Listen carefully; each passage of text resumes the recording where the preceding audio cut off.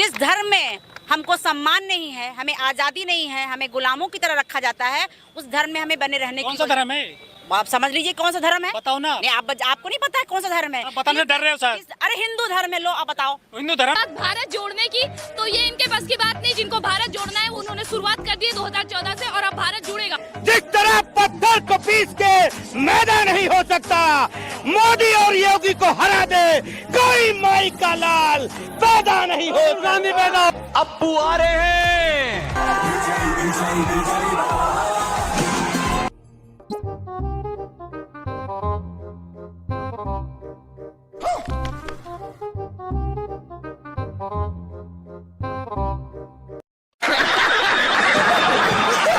दोस्तों, बड़ी खबर सामने आ रही है। हजारों हिंदू महिला अपना हिंदू धर्म छोड़ा है। तो इन सारे महिला का कहना है कि जिस धर्म में हमें कोई आजादी नहीं है, हमें गुलामों की तरह रखा जाता है, उस धर्म में रहने की कोई जरूरत नहीं है। इसके अलावा इन सारे लोगों का क्या कहना है, आइए देखते हैं। जिस धर्म में हमको सम्मान नहीं है, हमें आजादी नहीं है, हमें गुलामों की तरह रखा जाता है, उस धर्म में हमें बने रहने की। कौन सा धर्म है? आप समझ लीजिए कौन सा धर्म है। बताओ ना। नहीं, आपको नहीं पता है कौन सा धर्म है। बताने से डर रहे हो सर। अरे हिंदू धर्म है, लो आप बताओ। हिंदू धर्म है और क्यों नहीं है? सनातन धर्म बताते हैं। सनातन नहीं है, कहाँ है? उसको तो हिंदू बोलते हैं। हिंदू आप लोग बोलते हैं। किसी भी व्यक्ति से पूछा जाता है कि आप किस धर्म में, तो बोलते हैं मैं हिंदू हूँ। कभी किसी ने कहा कि हम सनातन धर्म में है? सभी लोग हिंदू धर्म बोलते हैं। क्या मंदिर से क्या मिलेगा? कुछ लोग जो है वहाँ पर अपना धंधा करेंगे, बाकी सब वहाँ जाके पैसा देंगे।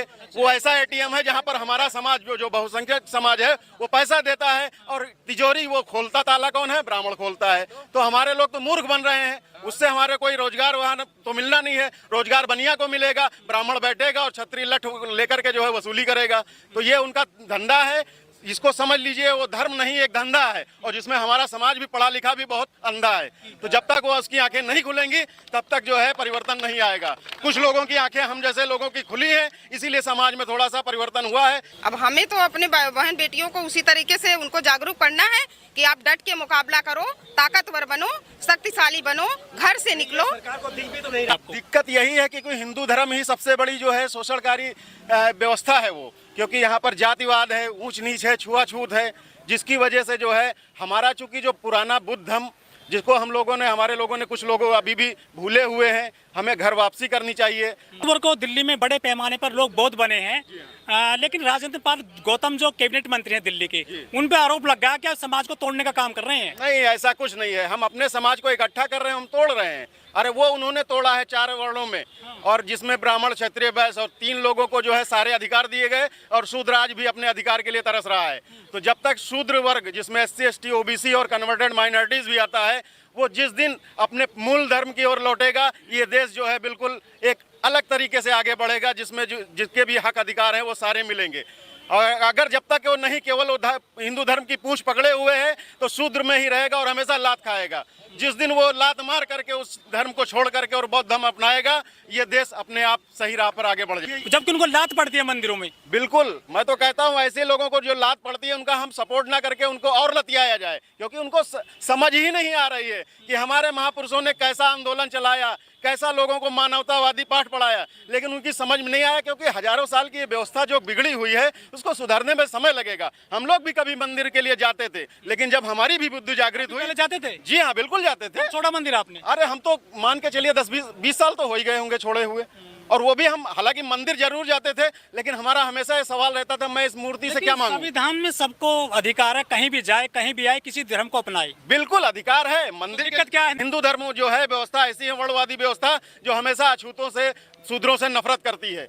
लेकिन हिंदू धर्म को जो है मजबूत किया जा रहा है, और जो हिंदू राष्ट्र बन रहा है देश में, तो मजबूत नहीं है। दरअसल वो लालच देता है, टुकड़े फेंकता है, क्योंकि हमारा समाज गरीब है, पिछड़ा हुआ है, और जब उसको खाने को नहीं है, जब उसको खाने को मिलेगा, अनाज दे रही है, फिर आपको उसी का गाता है। अनाज दे रही सरकार। जी हाँ, उसी अनाज की वजह से थोड़ा सा जो हमारे लोग भटक गए हैं। हमारा भारतीय समन्वय संगठन लक्ष्य जाता है, समाज को जगाता है कि आप समझो, कब तक उस व्यवस्था में पड़े रहोगे जहाँ लतियाए जाते हो, गरियाए जाते हो और हमेशा जो है शोषित किए जाते हो। अब तो जाग जाओ। दोस्तों, इन सारे अंधभक्त का कहना है कि 2024 में मोदी जी ही PM बनेंगे। कोई उनको हराने वाला माइकल लाल पैदा नहीं हुआ है। लेकिन इनको ये नहीं पता है कि राहुल गांधी जी चारों तरफ मोहब्बत बांट रहे हैं और भारत को जोड़ रहे हैं। तो इसको लेकर बदबू पांडे का क्या कहना है, आइए देखते हैं। कुछ नहीं हो सकता। इनको पता है कि अगर बीजेपी के द्वारा कोई काम हो रहे हैं तो उनका विरोध कैसे करें? अगर बीजेपी सही करे, बीजेपी गलत करे, लेकिन उसके अगेंस्ट में उनको खड़ा होना है। रही बात भारत जोड़ने की, तो ये इनके बस की बात नहीं। जिनको भारत जोड़ना है उन्होंने शुरुआत कर दी है 2014 से, और अब भारत जुड़ेगा। ना सिर्फ जुड़ेगा बल्कि भारत अखंड भारत बनेगा। आपकी औकात बता रहा हूँ सर। 25 करोड़ हिंदुस्तान के जो मुसलमान है वो तो तुम तो संभलते नहीं है। और जब अखंड भारत तुम लोग बना लोगे तो 25 करोड़ पाकिस्तान के, 25 करोड़ अफगानिस्तान के और 25 करोड़ बर्मा के आ जाएंगे, 125 करोड़ आ जाएंगे। तुम तो 80 करोड़ है लुंगी लेकर के भागोगे। मुस्लिम कौम भी अब समझने लगी कि बनाओ बेटा अखंड भारत। जब 125 करोड़ बैठेंगे तो लुंगी लेके जाओगे कहाँ? सच्चाई ये है, गांधी परिवार खत्म हो गया है, कांग्रेस खत्म हो चुका है इस देश से। इस देश में उनकी चलेगी जो हमारे सनातनी धर्म को दोबारा और इस देश को विश्व गुरु बनाने की ओर लेके जाएगा। इस देश अभी बदत है भाई, अभी बदत है। शेर तो राहुल गांधी है, कह रहे संसद में जब दौड़ता है मोदी जी डर जाते। सुनो, जली को आग कहते हैं, बुझी को राख कहते हैं। जो दुश्मनों का सर्वनाश करे उसे बाबा आदित्यनाथ और मोदी जी कहते हैं। नहीं कोई नहीं आएगा, सिर्फ मोदी जी आएंगे, बता रहा हूँ मैं तुम्हें। हाँ, जिस तरह पत्थर को पीस के मैदा नहीं हो सकता, मोदी और योगी को हरा दे कोई माई का लाल पैदा नहीं हो। अब्बू आ रहे हैं।